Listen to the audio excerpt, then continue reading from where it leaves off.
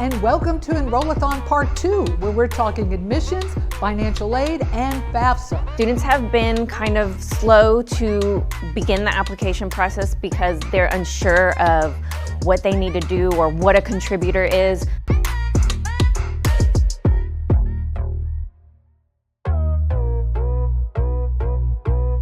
Of course, there's federal aid funds that are offered from the Department of Education. However, the school has their own funds.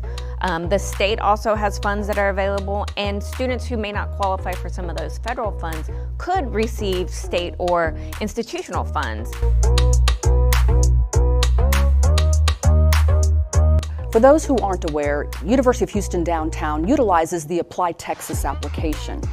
And the Apply Texas application has recently transitioned to a new formats. We want to get students completed, admitted, enrolled as quickly as possible so that we can ensure they get the classes that they need for the fall semester.